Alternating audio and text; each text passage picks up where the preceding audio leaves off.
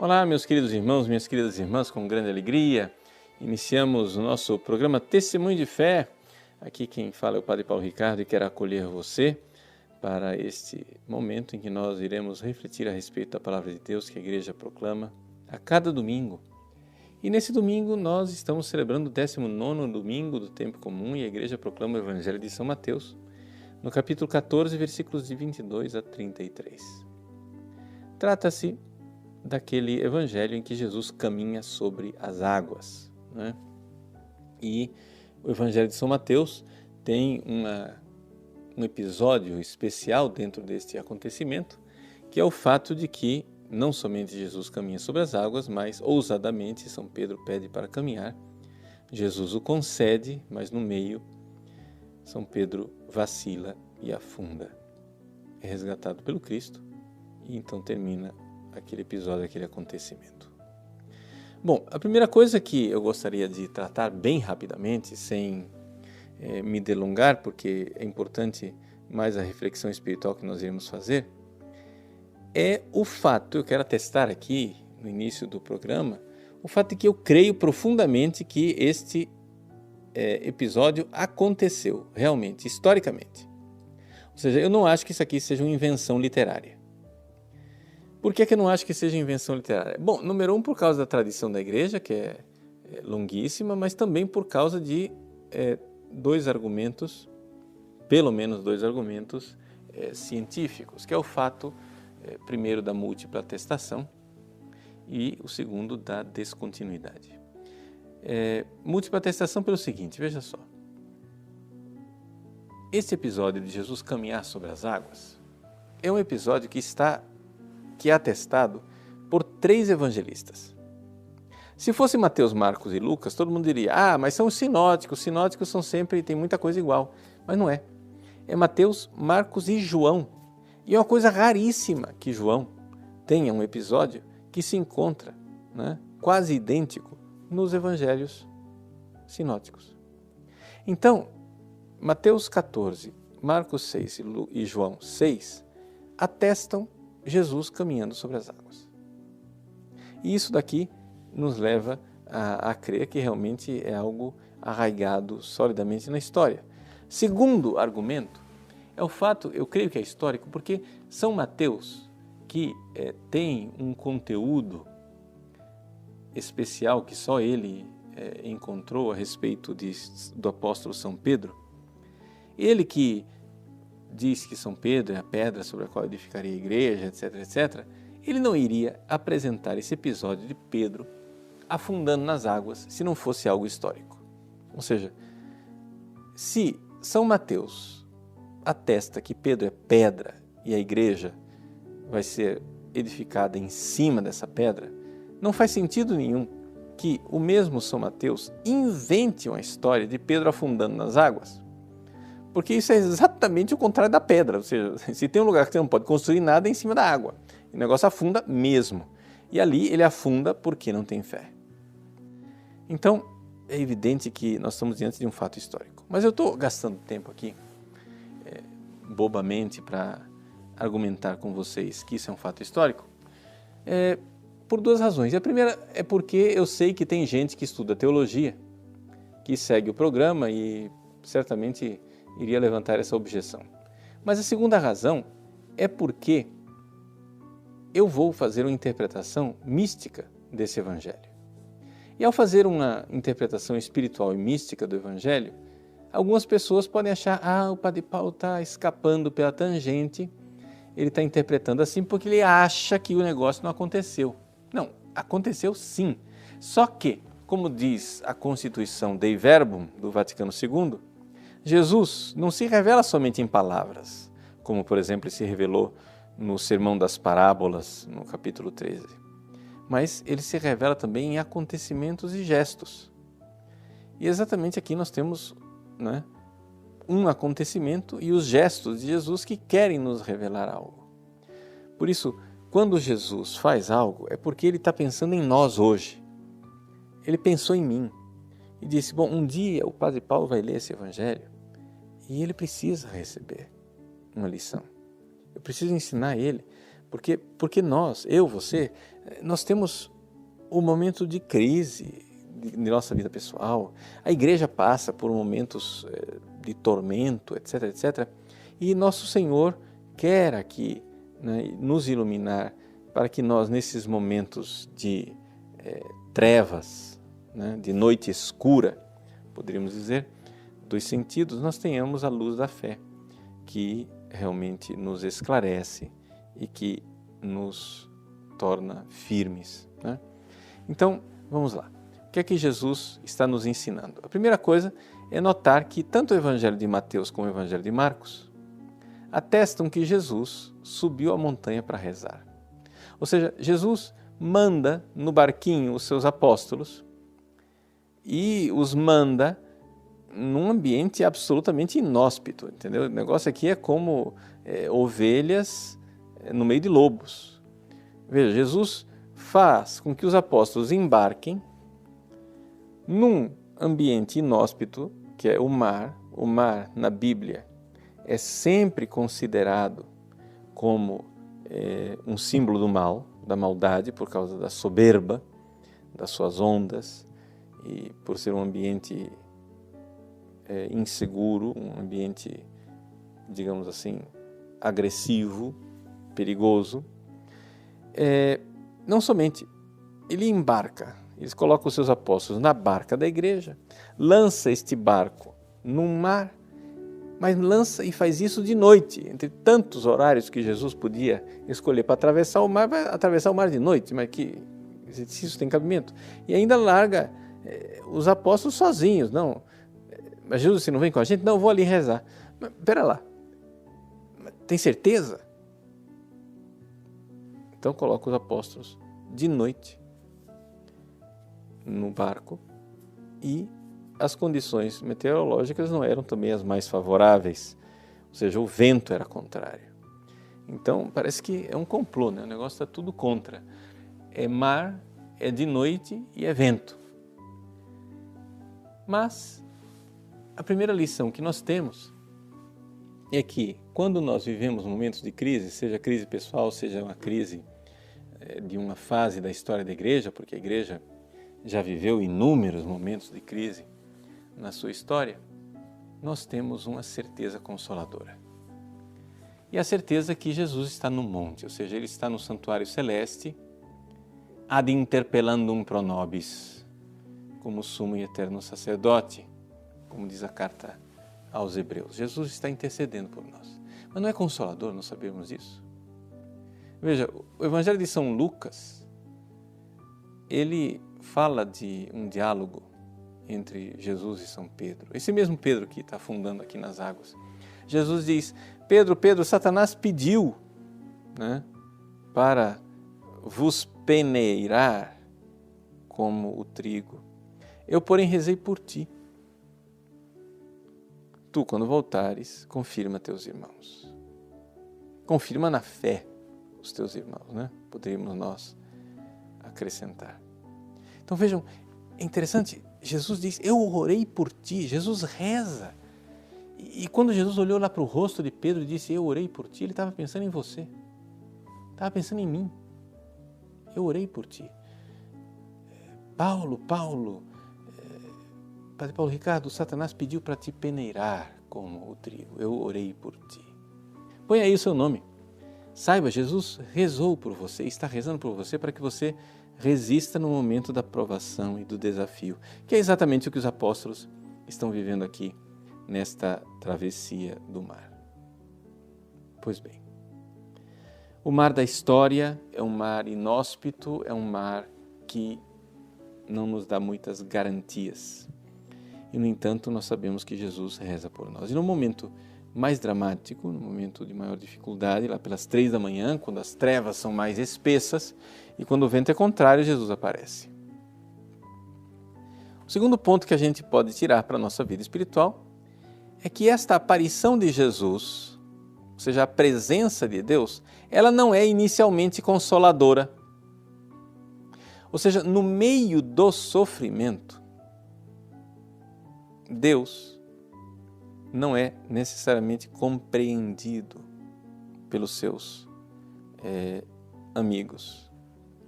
São Mateus e São Marcos apresentam Jesus como sendo um fantasma. E a reação de medo ela é unânime. Os 3 evangelistas dizem que os discípulos reagiram com medo, né? Kai efobethesan, diz São João. E essa coisa do phobos, do medo, está lá presente nos 3 evangelistas que interpretam Mateus e Marcos como um fantasma, né? Fantasma estim. Pois bem, imagine, não bastasse toda a situação complicada, Jesus ainda aparece e é interpretado como um personagem que vem do mundo dos mortos, né? Ou seja, do mundo infernal, do mundo dos mortos. E esta realidade, ela é importante por quê? Porque veja só, Jesus caminhando sobre as águas é a presença da providência divina no meio de nossas crises. Vejam, existe uma expressão que é uma citação literal do Antigo Testamento que está nesses 3 evangelhos, Mateus, Marcos e João. Tanto Mateus como Marcos como João têm uma expressão que diz que Jesus veio até os apóstolos caminhando sobre as águas, epitestalasses peripathunta, né? Isso é uma citação literal de Jó, capítulo 9, versículo 8. Nós sabemos todo o sofrimento de Jó, né? Jó é a figura clara do servo sofredor. Portanto, é a figura do Cristo crucificado, portanto, é a figura da igreja, né? Também unida ao seu divino esposo na cruz da história, na cruz das crises. Pois bem, no meio do sofrimento de Jó diz assim: eu não vou argumentar com Deus. Ele é sábio, por mais que eu tenha milhares de argumentos, não adianta, foi ele quem tudo fez. E ele começa então a argumentar a respeito da providência divina e da presença dele na criação e na história. E vem o versículo em que ele diz: é ele que caminha sobre as águas, não é? Ele que caminha sobre o mar, especificamente, sobre as ondas do mar. Bom, então, vejam que aqui isso corrobora, isso torna ainda mais concreto o fato de que nós podemos realmente ver que Jesus aqui apareceu para nos dar uma lição. Apareceu para, no momento de crise e do sofrimento de Jó, fazer compreender à sua igreja, a sua barquinha, a barquinha da igreja açoitada pelo vento, que ele está presente mesmo quando nós não sabemos que é ele, ou até mesmo quando a sua presença, mais do que confortadora, torna-se assustadora. Não é? Porque pelo pecado original, nós muitas vezes reagimos diante da presença de Deus com profundo medo, como Adão e Eva, que ao ouvir os passos do Senhor que desceu para passear na brisa da tarde, se escondem atrás do arbusto porque Deus tornou-se um adversário, um agressor. Mas a atitude agora que Jesus pede para nós é de fé. Antes mesmo de os discípulos verem quem Ele é, antes de eles fazerem a experiência sensível de ver, de tocar, de apalpar, de constatar que é o rosto de Jesus, Jesus se revela na sua palavra e diz: coragem, sou eu, não tenhais medo. Né? E esse sou eu, ele está presente nos 3 evangelistas, egoimi. É a mesma palavra que Jesus usa constantemente no Evangelho de São João para se identificar com aquela revelação do Antigo Testamento no Êxodo, quando Deus se revelou na sarça ardente para Moisés. Moisés, tira a sandália dos teus pés. Eu sou aquele que sou. Egoimi. Eu sou. Eu sou. Eu sou quer dizer aqui o seguinte: Ele é a fonte do ser, é a fonte de tudo o que acontece de bom. Portanto, existe, no meio da nossa miséria, existe algo de bom. Existe um bem que não consegue ser tocado, que não consegue ser alterado por toda essa maldade que nos rodeia. Não é consolador nós sabermos que, apesar de todas as tragédias que nós vivemos, existe um bem que não é tocado? Veja, se você está numa tempestade aqui na Terra, imagine a pior de todas as tempestades, as condições atmosféricas assim apocalípticas, em que você está diante de um tufão, um furacão, granizo, uma coisa tremenda, o sol desaparece, as nuvens são negras. E no meio dessas condições meteorológicas, onde tudo está sendo devastado, arruinado, na maior tragédia, você sabe perfeitamente que lá em cima o sol brilha e não é minimamente atacado por essas nuvens. Ou seja, a primeira coisa que nós temos que compreender é que, claro, estamos vivendo uma tragédia, não tem dúvida nenhuma, mas que a bondade, a fonte do ser que é Deus, não será apagada. A fonte do amor que é Deus não será apagada. Sou eu sou, eu estou aí. Eu estou com vocês, mas eu sou. Agora, esse mal, a maldade não é. Gente, o mal é uma sombra que passa. O mal, por trágico que ele seja na nossa existência pessoal, ele é uma tolice que irá passar. E se nós somos amigos de Deus, e somos amigos de Deus, tudo, absolutamente tudo contribui para o nosso bem, e se nós estamos passando por provações, nós sabemos que existe um amor infinito, um amor onipotente, um amor inabalável que nos ama, que cuida de nós, e que se Ele está permitindo o mal, é porque desse mal Ele pode tirar um bem maior. Jesus não mandou os discípulos sozinhos na barca para se divertir, né, e escarnecer-se do medo deles. Jesus não está aqui fazendo uma piadinha, né, com os apóstolos, brincando de assustar os outros, né? Jesus não é aquele cara que arma uma cilada e quando o outro passa faz bu para assustar ninguém. Não é isso. Isso seria uma brincadeira, isso seria uma coisa ridícula. Jesus, se Ele está permitindo o mal, é porque Ele sabe muito bem que pode tirar um bem enormemente maior desse mal. E Ele não somente explica isso, é o que nós sabemos, essa frase, Deus não permitiria o mal se desses males não pudesse tirar um bem maior, de Santo Agostinho, ela está arraigada na tradição da igreja, mas não somente isso, é o que nós vemos na própria história de Jesus. Jesus, se Ele abraçou a cruz, é porque dessa cruz viria a salvação, é uma cruz salvífica. Então também a minha cruz é salvífica, também a cruz da igreja é salvífica. E portanto, quando nós vivemos momentos de crise e de trevas, nós estamos diante da salvação. Quando essas coisas acontecerem, erguei vossas cabeças, porque está próxima a vossa salvação. Mas isso, nós precisamos crer e crer na palavra. Porque antes de Jesus mostrar o seu rosto, Ele faz os apóstolos ouvirem a sua voz. Não tenham medo. Sou eu. Ego eimi. Eu sou. Eu estou aqui. Como uma mãe querida que diz, eu estou aqui. Aquela cena maravilhosa do filme da Paixão de Cristo, do Mel Gibson, em que Jesus cai no caminho da cruz e a Virgem Santíssima lhe corre ao encontro. E qual é a palavra dela para ele? Naquele momento dramático, naquele momento tremendo, ela diz, eu estou aqui. Eu estou aqui. Não tenho medo.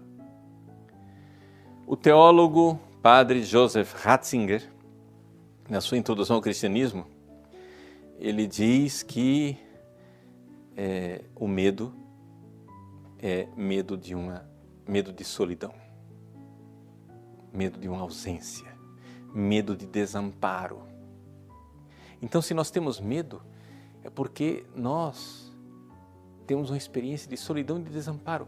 É como a criança que atravessa um corredor escuro, mas quando ela sente uma mão amiga que lhe toca no ombro e abraça, ela fica em paz, porque tem ali uma presença confortadora e uma presença protetora. Pois bem, Jesus pede a nossa fé e diz: sou eu. Sou eu. Vejam, mas não termina por aí o nosso Evangelho. São Mateus nos brinda com um episódio do fracasso da fé de Pedro, né? Primeiro a gente vê que Pedro começa na condicional, né? Ele diz, se és tu. Então a gente vê que ele teve fé, mas uma fé condicional. Se és tu, manda-me ir ao teu encontro caminhando sobre a água. Jesus responde, vem. Pedro desce da barca, começa a andar, mas Pedro fica com medo, por quê? Porque ele viu o vento. Ele prestou atenção no vento. Blepon deton anemon. Veja, vento não se vê, mas em todos os casos, assim, Pedro viu, né? Blepo. Ele sentiu, claro, ele percebeu o vento. Mas o que interessa aqui é que ele prestou atenção no vento. Ao invés de prestar atenção na voz de Jesus que diz, sou eu, estou aqui, talvez Pedro não visse Jesus com toda clareza. Talvez Jesus ainda estivesse nas brumas do mar. E ele, Pedro, ouviu a voz, creu naquela voz, mas ao invés de permanecer na fé daquela voz que dizia, não tenhas medo, sou eu, ele prestou atenção na maldade, prestou atenção no sofrimento dele, nesse momento de egoísmo em que você, como um animal, começa a lamber as suas feridas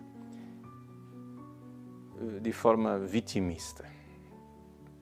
Vejam, isso aqui é uma das coisas importantes da nossa vida espiritual. Se você é realmente membro da igreja, ou você se oferece com Cristo como vítima, ou você cai no vitimismo.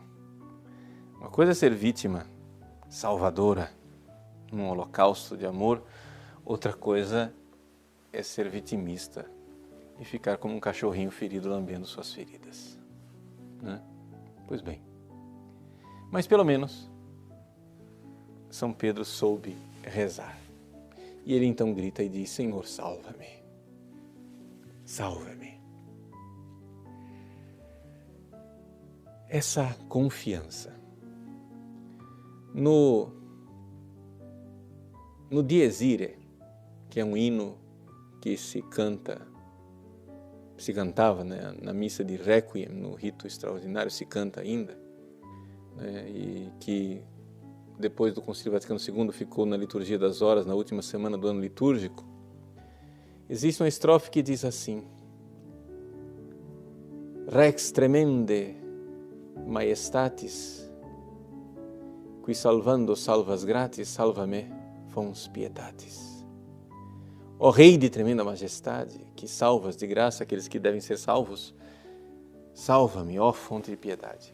Estou citando isso porque na composição de Mozart, do Dies Irae, onde Jesus se apresenta com toda a majestade da orquestra e do coro, Rex tremende majestatis, de repente a orquestra para.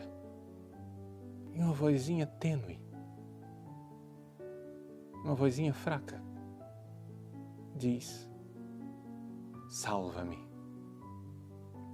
fonte de piedade. Na história da igreja, muitas vezes, somos chamados a fazer esta pequena prece numa voz que parece fraca e débil. Parece que a tormenta da orquestra insana nos deixa atemorizados, mas a nossa vozinha será ouvida por Deus. Portanto, como igreja, intercedamos e peçamos a Deus que Ele aumente a nossa fé. Jesus repreende Pedro e diz, segurando-o pela mão, homem de fé pequena, fraco na fé, né? No original grego, oligopiste, de fé pequena. Por que duvidaste? Aumentai, Senhor, a fé. Esta é a lição que nós precisamos aprender nesse domingo. No meio dos sofrimentos, Ele está conosco, Ele é a presença, número 1. Número 2, Ele intercede por nós. Número 3, creiamos na Sua palavra e mesmo que a nossa fé ainda não seja grande o suficiente, sejamos capazes de dizer, Senhor, salva-me, aumentai a minha fé. Que Deus abençoe você. Em nome do Pai, do Filho e do Espírito Santo. Amém.